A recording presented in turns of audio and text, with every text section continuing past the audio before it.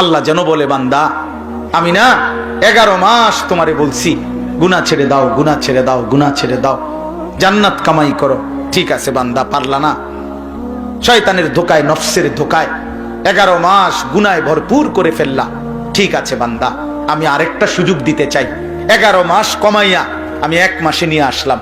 একটা মাস বান্দা, ইয়া আইয়ুহাল্লাযীনা আমানু, হে ঈমানদারগণ, কুতিবা আলাইকুমুস সিয়ামু কামা কুতিবা আলাল্লাযীনা মিন ক্বাবলিকুম, পূর্ববর্তী সমস্ত ঈমানদার বান্দাদের মতো তোমাদের উপরেও আমি আল্লাহ একটা মাসের রমজানের রোজা ফরজ করে দিলাম।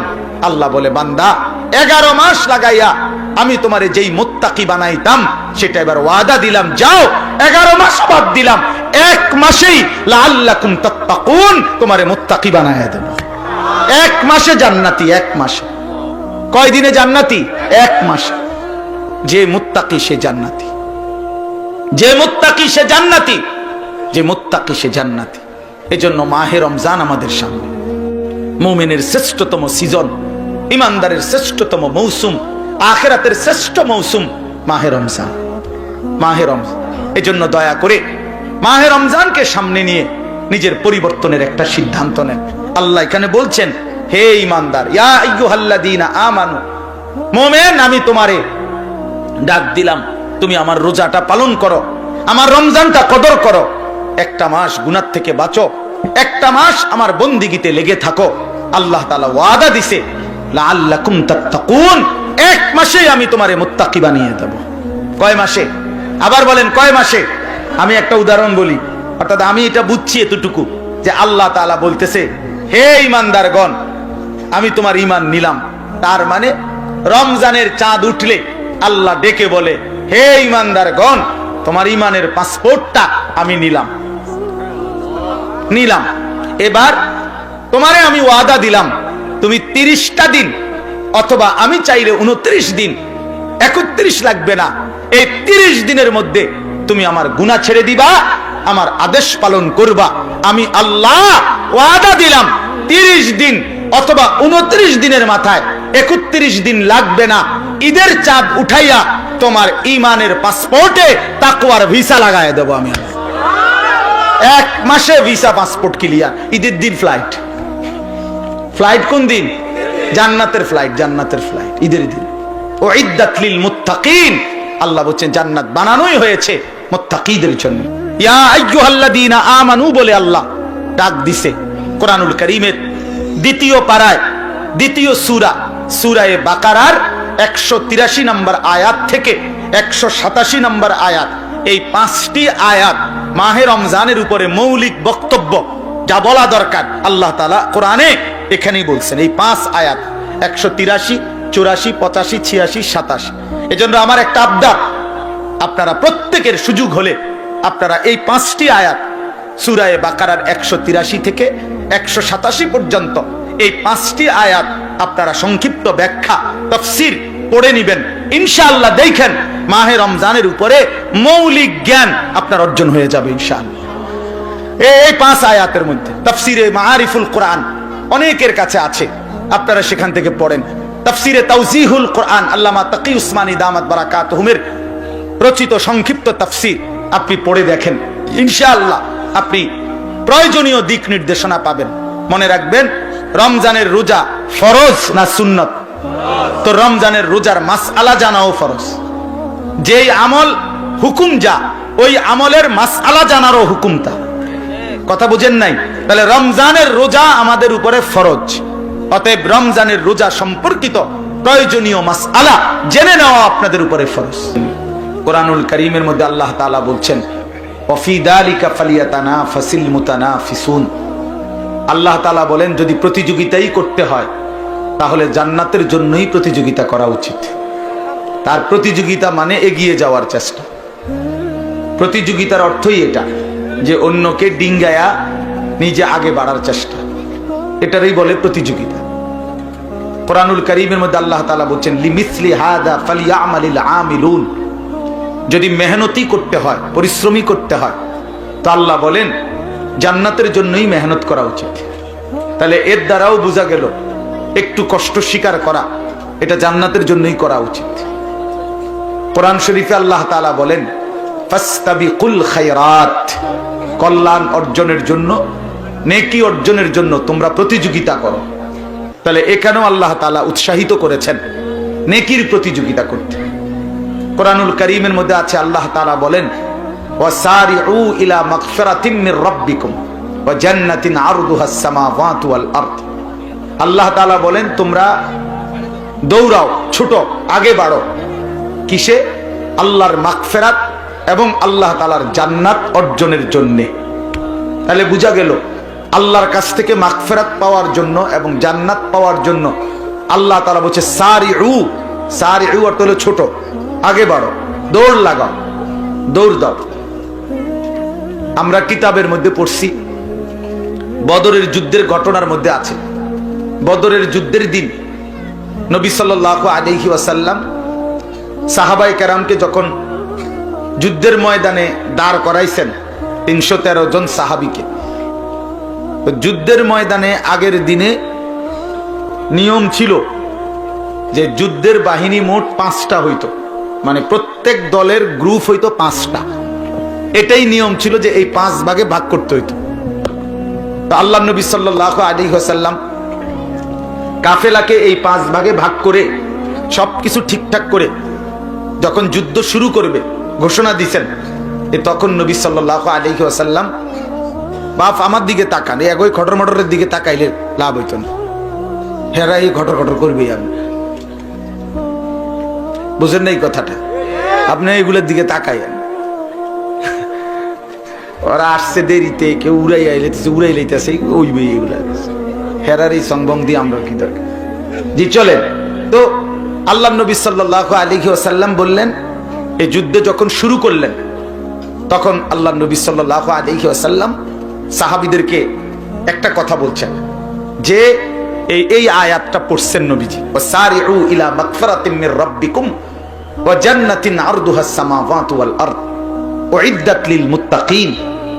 আল্লাহ তাআলা বলেন আল্লাহর ক্ষমা এবং আল্লাহর জান্নাত যেটা আসমান জমিন প্রশস্ত, সেটা অর্জনের জন্য দৌড় দাও, আগে বাড়ো, ছোট।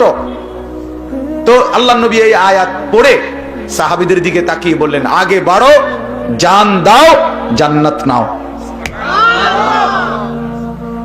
আগে বাড়ো, জান দাও, জান্নাত। তো এইটা বলতেই এক সাহাবী, উনি ক্ষুধার্ত ছিলেন প্রচন্ড। তো উনি ঠিক ওই সময় 4টা খেজুর হাতে নিছেন, খেজুরটা খাবে আর কি, ক্ষুধার্ত মানুষ। তো এই ঘোষণা এটা শুই না, ওই হাতে হাতের মোবাইল এগুলো নামান, হাতে হাতে যাদের নামান ভাই, এমনি শোনে, এই লাইটওয়ালা ভাই নামান, এটা হাইশো না মিয়া, যেটা বলি তো শুনো মিয়া, এমনি শুনেন, এমনি আমার তাকাইয়া শুনলে বরকত হয়। মোবাইল হাতে ধরে রেখে রেকর্ড করলে মনোযোগ হয় না, দিল জমে না, আপনি নিজের জন্য কিছু হয় না, নিজের কলবে কিছু বসে না। এটা পরীক্ষিত বিষয়। মোবাইল যখন হাতে থাকে তখন এটার প্রতি বারবার নজর পড়ে, কোনোভাবেই দিল বসবে না, আমি চ্যালেঞ্জ করলাম, হয় না। এই সারাক্ষণ নজর এটার দিকে যে উঠতেছে কিনা, একবার বড় করে, একবার ছোট করে, এবার একটু কাইত করে, শীত করে, এই সদর বদর করতে করতে শেষ। হ্যাঁ ভাইয়া, জিন্দেগি বদলায় না। প্রতিটি মাহফিলের মাকসাদ নিজের পরিবর্তন। ওমা যালিকা আলাল্লাহি বিআজিজ, আল্লাহর জন্য এটা কঠিন না। ডাক্তার মিজান ভাই যখন প্রথম আমগরে দেখাইছে তখন কিচ্ছুই ছিল না, এখানে কিসের মাদ্রাসার কিছু, শুধু খেত ছিল। তো আমরা ওই সময় আইসা দেখে মিজান ভাই বলছে যে এমনি এমনি এটা আমাগো জায়গা, এদিক দিয়ে এদিক দিয়ে এটা সব বলছে। তো আমরা বলছি ইনশাআল্লাহ এখানে হইতে পারে, মাদ্রাসা শুরু হয়ে যাক। আলহামদুলিল্লাহ এখন ভবনও হয়েছে, এত বড় মাহফিলের ইন্তজামও হয়েছে। ইনশাআল্লাহ আগামী দিনে একদিন দেখবেন ইনশাআল্লাহ এখানে একটা বড় সড়ো জামিয়া হয়েছে ইনশাআল্লাহ। আল্লাহ কবুল করে নেন, আল্লাহ কবুল করে নেন। তো বলতেছিলাম ওই সাহাবী তখন এই 4টা খেজুর মাত্র ক্ষুধার্তর কারণে খাইতে নিছিলেন, আর এই সময় নবীজি এই ঘোষণাটা দিয়েছেন। সাথে সাথে উনি আল্লাহর নবী সাল্লাল্লাহু আলাইহি সাল্লামকে জিজ্ঞেস করছে, ইয়া রাসূলুল্লাহ কি বললেন, এখন জান দিলে জান্নাতে যাব? আল্লাহর নবী বলেন আল্লাহর কসম জান্নাতে যাইব, আমি ওয়াদা দিলাম, কসম করলাম, এখন জান দিলে এখনই জান্নাতে। তখন উনি এই সাহাবী তখন বললেন, ইয়া রাসূলুল্লাহ তাহলে 4টা খেজুর খাইতে যেটুকু সময় দেরি হবে জান্নাতে যাইতে, এটুকু দেরি কেন করব? এখন জান দেব, এখন জান্নাতে যাব। এই জন্য 4টা খেজুর আরেকজনের হাতে দিয়ে যুদ্ধের ময়দানে ঝাঁপাইয়া পড়ছেন, শহীদ হয়ে জান্নাতি হয়ে গেছে। এই ছিল সাহাবায়ে কেরাম। সাহাবায়ে কেরামের কলিজার মধ্যে ফিকির ছিল এটা, জান্নাতে যাওয়ার জন্য 4টা খেজুর খাওয়ার সময় দেরি করব কেন, দেরি করব কেন? এই জন্য বাপ মুমিনের জিন্দেগি আল্লাহ এই জন্য বলছেন অফি যালিকা ফালিয়াতানাফাসিল মুতানাফিসুন। আল্লাহ বলছে আমার বান্দা যদি প্রতিযোগিতাই করতে হয়, জান্নাতের প্রতিযোগিতা করো, আখিরাতের প্রতিযোগিতা করো। তাফসিরে মাআরিফুল কোরআনে মুফতি শফি রহমাতুল্লাহি আলাইহি লিখছেন এই আয়াতের ব্যাখ্যায় যে দুনিয়ার প্রতিযোগিতা করো না কেন। তিনি বড় সুন্দর কথা লিখছেন যে হে আল্লাহর বান্দা, দুনিয়ার প্রতিযোগিতা কইরো না, মানে দুনিয়া বাড়ানোর। কেন? কয় যে কারণ দুনিয়ার প্রতিযোগিতায় যদি তুমি জিতেও যাও তাইলেও মরে যাবা, যদি হাইরাও যাও তাইলেও মরে যাবে। তো লাভ হইল কি? লাভ হইল কি? বুঝেন নাই কথা? 60 বছর লাগাইয়া আমি একেবারে সারা পৃথিবীর শ্রেষ্ঠ ধনী হইলাম, তো আমার তো মরার কথা না, কারণ আমি তো শ্রেষ্ঠ ধনী। কিন্তু সে মরবে কিনা বলেন না, মরবে কিনা? এইটাই বলছেন আর কি, যে দুনিয়া যদি জিতেও যাও তাইলেও মরে যাবা, যদি হেরেও যাও তাইলেও মরে যাইবা, তাইলেও মরে যাইবা। ওই ছেলে, এই বাংলা কথা কি বোঝেন নাই? আপনাকে বলছি মিয়া, মোবাইল আলগি দিলেন কেন? নামান, এটা পছন্দ না হলে চলে যান আপনি। যার কথাটা পছন্দ হয় নাই আমি বলছি হাতে ধরে মোবাইলটা নামান, বলছি কিনা বলেন? যার ভাল লাগছে না আমার এই কথা, আপনি চলে যান, অসুবিধা কি? 2-4 জন শ্রোতা না হলে কি সমস্যা? কিন্তু গাফলত ক্ষতিকর। আপনি শুনেন মনোযোগ দিয়ে। মোবাইলটার মধ্যে যদি 10,000 ওয়াজও থাকে, যে সব সুন্দর আলোচনা, ছবি পরিষ্কার, আওয়াজ ক্লিয়ার, তো কবরে এটা জমা দিলেই তো যথেষ্ট, হাসরের ময়দানে এটা জমা দিলেই যথেষ্ট। তো বাংলাদেশের 100 বক্তার সাথে আমার একটা ছবি আছে মোবাইলে, তো এটা হাসরের ময়দানে জমা দিলেই চলবে তো? তাইলে মনোযোগ দিয়ে শুনেন, এমনি ভালো হবে। জিন্দেগি দরকার বাপ, খামখেয়ালি জীবন অনেক দূর চলে গেছে। রাগ হইয়েন না, আমি রাগ করার জন্য, আমি শক্ত কথার জন্য বললাম। কোরআনুল কারীমের মধ্যে আছে মানুষ জাহান্নামী হওয়ার 1 নাম্বার কারণ কি? গাফলত। কি বলেন? 1 নাম্বার খামখেয়ালি, অবহেলা। কোরআন শরীফে আছে আল্লাহ তাআলা বলছে যত লোককে আমি আল্লাহ জাহান্নামে ফেলবো, মানে যত লোক জাহান্নামী হবে সমস্ত লোকের পরিচয় একত্রে উলাইকা হুমুল গাফিলুন। সরাসরি কোরআন শরীফ আল্লাহ বলেন এরা কেন জাহান্নামী হলো? কারণ এরা সকলেই ছিল গাফেল। কি ছিল বাপ? গাফেল।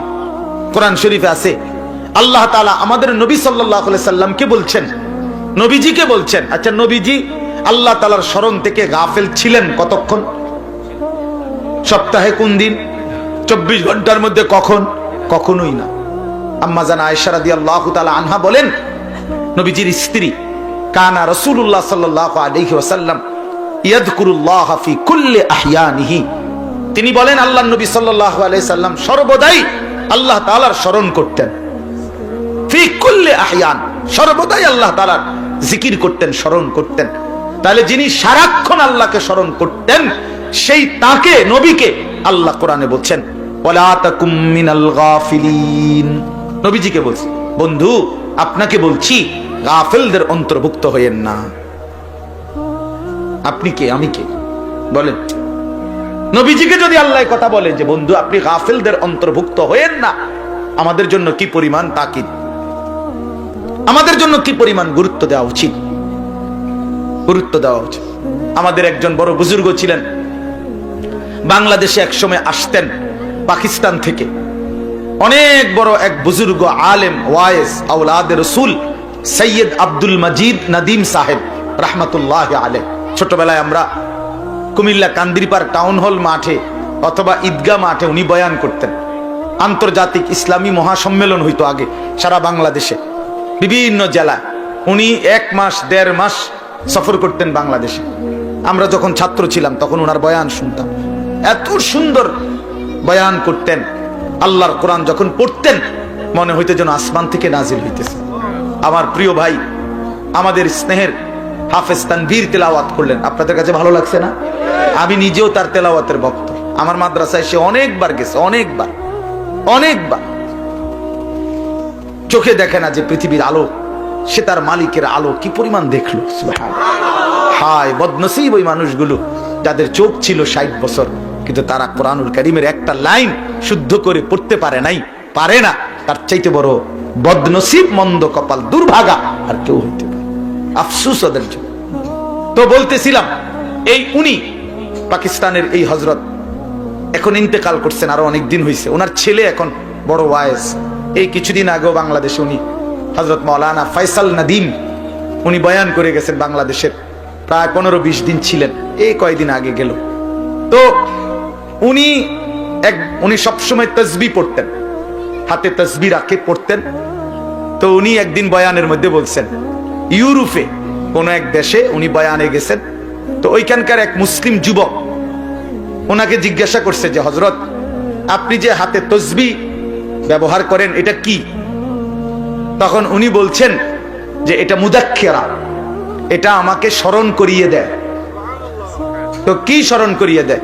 আমাকে একটু পরপর এটা হাতে থাকলে আমার আল্লাহর জিকিরের কথা স্মরণ করায় দেয়, হাতে লাগলে আমার এটা তখন মনে পড়ে, তো আমি কিছুক্ষণ আবার আল্লাহকে ডাকি, জিকির করি, এই জন্য এটা আমার স্মরণ করায় দেয়। তখন ওই যুবক, কথাটা খেয়াল করেন, ওই যুবক তখন ওনাকে বলছে, আচ্ছা হযরত, নবী সাল্লাল্লাহু আলাইহি ওয়াসাল্লাম তিনি এই তাসবিহ মানে এই দানাওয়ালা এগুলো এটা ব্যবহার করতেন? এটা ব্যবহার করতেন?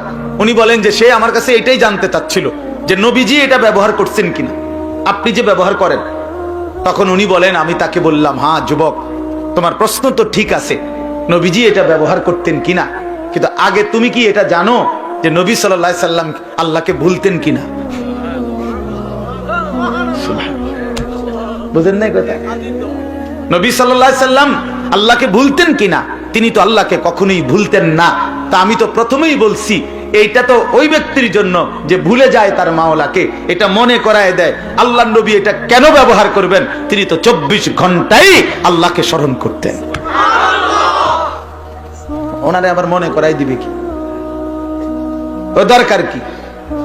তো এই জন্য বললাম, বাপ ওয়ালা তাকুম মিনাল গাফিলিন, গাফিল না হওয়া, গাফিল না। মুমিন গাফিল হয় না, মুসলমান গাফিল হয় না। মুসলমান গাফিল হয় না, এক ধ্যানে থাকে, এক ফিকিরে থাকে, আখিরাতের গন্তব্যের দিকে তাকিয়ে থাকে। আল্লাহর নবী সাল্লাল্লাহু আলাইহি ওয়াসাল্লাম হাদিসের মধ্যে আছে, সাহাবায়ে কেরাম নবীজির চেহারার স্বাভাবিক অবস্থার বর্ণনা দিতেন, যে নবীজির চেহারা মোবারকের দিকে তাকাইলে স্বাভাবিকভাবে কি মনে হইতো।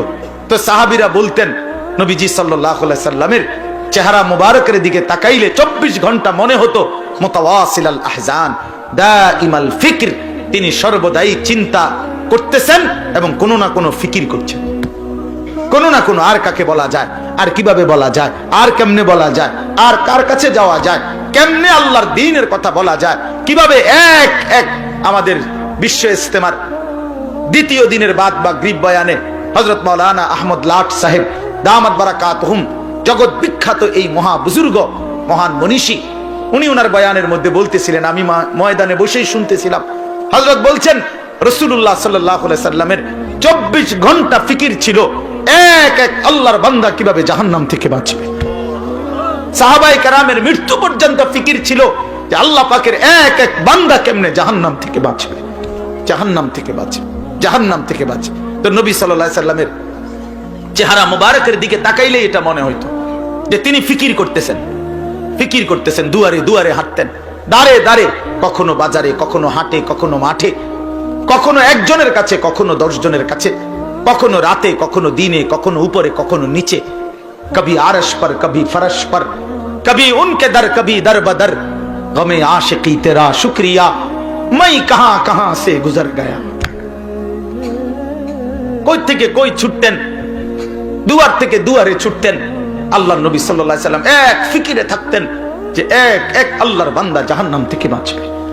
হাদিসের মধ্যে আছে, আল্লাহর নবী সাল্লাল্লাহু আলাইহি সাল্লাম বলতেন, উম্মত আমার, আমি তোমাদের জন্য আমার পেরেশানিটা কেমন, ওয়া আনা আখিযুন বিহুজাজিকুম, নবীজি উদাহরণ দিয়ে বুঝাইছেন, কোন মানুষকে যদি কেউ হাত দিয়ে ধরে তাহলে সে মনে করেন ছুটে গেল, কাঁধে হাত দিয়া ফিরাইতে চাইছে, সে কাঁধের থেকে হাত নামায় দিল। কিন্তু কেউ যদি কাউকে সর্বোচ্চ মহব্বত করে তারে ফিরাইবার জন্য, বাঁচাইবার জন্য কোমরে জড়াইয়া ধরে, কোমর মানে কোমরের মধ্যে যদি আমজা দিয়া শক্ত করে ধরে, এই লোকটা ছুটবে কেমনে? কথা বোঝেন নাই? এই লোকটা ছুটবে কেমনে? আল্লাহর নবী বলেন, আল্লাহর কসম উম্মত, আমি চাই তোমার এক এক উম্মতকে কোমরে জড়াইয়া ধরে ধরে জাহান্নামের আগুন থেকে বাঁচাইতে। কোমরে জড়ায়, কোমরে জড়ায় ধরা। এই জন্য দোস্ত, মুমিন গাফিল হয় না, মুমিন গাফিল হয় না। যার সামনে আখিরাত সে গাফিল হবে কেন? যার সামনে কবর সে গাফিল হবে কেন? যার সামনে হাসরের ময়দান সে গাফিল হবে কেমনে? আল্লাহ তাআলা কুরআনুল কারীমে বলছেন, ফাকাইফা তাত্তাকুনা ইন কাফারতুম ইয়াওমান ইয়াজআলুল বিলদানা শিবা। আল্লাহ বলেন, বান্দা, এই আমার বান্দা, দিন রাত তুমি যে নাফরমানি করছো, তুমি যে আমার নাফরমানি করছো বান্দা, আরে বান্দা তুমি বাঁচবা কেমনে সেই হাসরের দিন, যেই দিনের একদিনের পেরেশানি, দুঃখ, যন্ত্রণা, আযাব, কষ্টে ইয়াজআলুল বিলদানা শিবা, কোলের বাচ্চা বুড়া হয়ে যাবে, বুড়া হয়ে যাবে একদিনে। সূরা মুজাম্মিলের আয়াত। আমার জীবনে আমি কোরআনের সবচেয়ে বেশি ভয় পাই এই আয়াতের। আমার মাদ্রাসায় প্রত্যেক দিন জোহরের পরে এই সূরা পড়ে, এটা একটা আমল আমাদের। এই আয়াতটা পড়লেই আমার শরীরটা কাঁপ দিয়ে ওঠে। আল্লাহ বলে, নাফরমানি করছো কেমনে বান্দা? 365 দিন, এক বছর কোনদিন ফজরের নামাজ পড়লা না, কেমনে পারলা বান্দা? কেমনে সহ্য করলা মুমিন? একটা দিনও কোনদিন ফজরের নামাজ পড়লা না। মুসলমান এত নির্মম হয় কিভাবে? ইমানদার এমন জালেম কেমনে হয় বান্দা? কিভাবে সম্ভব? 365 দিন কোনদিন একটা বারও ফজরের সেজদা দিলা না। ফাকাইফা তাত্তাকুনা ইন কাফারতুম, কেমনে বাঁচবা বান্দা, কেমনে?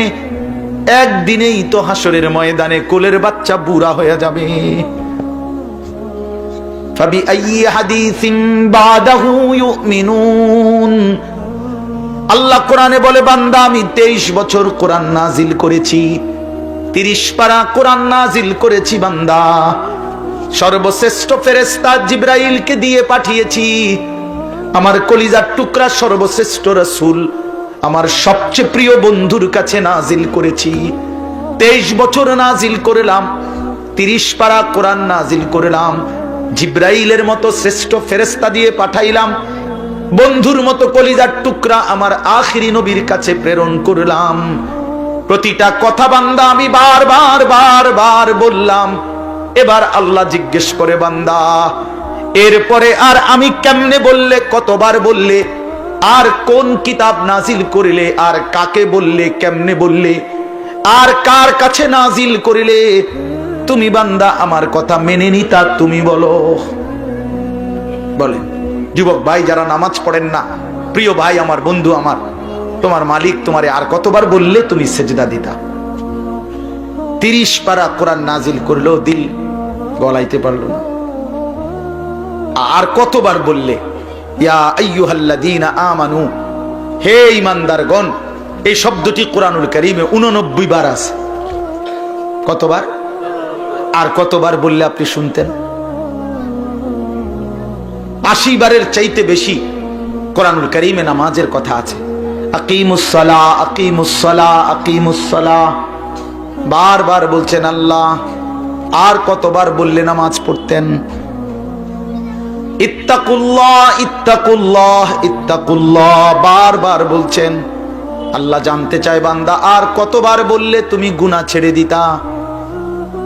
বলেন। এই জন্য দোস্ত ইনসাফ করেন, ইনসাফ করেন। নিয়ম সর্বস্ব একটা ওয়াজ যেন না হয়, একটা ফিকির যেন হয়, দিলের মধ্যে যেন একটা অনুভূতি জাগে। আবারও বলছি, মুসলমান গাফিল হয় না, মুমিন কি হয় না? গাফিল হয় না। মুমিন গাফিল হয় না, মুমিন গাফিল হয় না। গাফলত জাহান্নামীদের পরিচয়, গাফিল জাহান্নামীদের পরিচয়। আমার কিশোর নওজোয়ান ভাই, সবার কাছে অনুরোধ করলাম, নওজোয়ান নিজের উপরে দয়া করেন, বয়স্ক বাবা যারা আছেন নিজের উপরে রহম করেন, ফিকির করেন, ফিকির করেন। ওয়াল তানজুর নাফসুম মা কদ্দামাত লিগাদ। আমরা প্রত্যেকে, আল্লাহ বলছে, প্রতিটি প্রাণ, প্রতিটি আত্মা, প্রতিটা জীবন আলাদা আলাদা রক্ষ করো, হিসাব করো। আজকের দুনিয়া থেকে আগামীকালকের আখিরাত পর্যন্ত, আগামীকালকের আখিরাতের জন্য আজ দুনিয়া থেকে কি পাঠিয়েছে। আজকের সারা দিনে 3 বেলা নাস্তা, দুপুরের খাবার, রাতের খাবার, তো আজকের সারা দিনে খাবার নাস্তা মিস হয়েছে কয়জনের, আর 5 ওয়াক্ত নামাজ মিস হয়েছে কয়জনের? ইনসাফের সাথে বলে, কেন নামাজ পড়তে পারলেন না? কেন নাস্তা খানা ছাড়তে পারলেন না? নাস্তা তো ছুটলো না, নামাজ কেন ছুটলো? দুপুরের খাবার তো ছুটলো না, জোহরের নামাজ কেন ছুটে গেল? কার সাথে নারাজ হইলেন? কারে বুড়া আঙ্গুল দেখাইলেন? কারে বৃদ্ধাঙ্গুলি দেখাইলেন? এই যুবক, কার সাথে গাদ্দারি করলা? এই নাফরমান, কার সাথে গাদ্দারি করলা? তুমি জানো তোমার চাইতে অহংকারী, তোমার চাইতে বড় থেকে বড় গাদ্দার এই পৃথিবীতে আল্লাহ তাআলা নিশ্চিহ্ন করে দিছে।